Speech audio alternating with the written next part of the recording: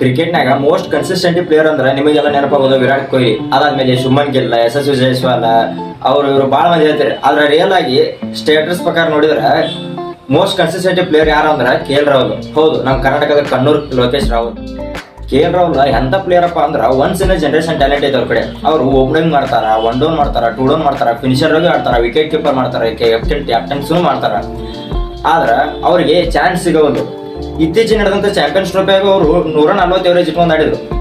5 ಮ್ಯಾಚ್ದಾಗ 4 ಸತ not out ಆಗಿರೋದು. ಅಷ್ಟು ಕನ್ಸಿಸ್ಟೆನ್ಸಿ ಐತೆ ಅವ್ರ ಕಡೆ. ಮತ್ತೆ ಅದು ಅಷ್ಟೇ ಅಲ್ಲ, ಇತ್ತೀಚೆಗೆ ರಣಜಿ ಮ್ಯಾಚ್ ನಡೆದು ಅದ್ರಾಗ ಅವರು ಬರೇ 6 ಇನ್ನಿಂಗ್ಸ್ದಾಗ 500+ ರನ್ ಹೊಡೆದ್ರು, 2 ಸೆಂಚುರಿ ಹೊಡೆದ್ರು, 2 50 ಹೊಡೆದ್ರು. ಕ್ವಾರ್ಟರ್ ಫೈನಲ್ದಾಗ, ಸೆಮಿಫೈನಲ್ದಾಗ 2 ಮ್ಯಾಚ್ದಾಗೂ ಸೆಂಚುರಿ ಹೊಡೆದ್ರು, 2 ಇನ್ನಿಂಗ್ಸ್ದಾಗ. ಅವಾಗ ಕರ್ನಾಟಕ ಗೆಲ್ಲಕ್ಕೆ ಅವರೇ ಕಾರಣ ಆದ್ರು.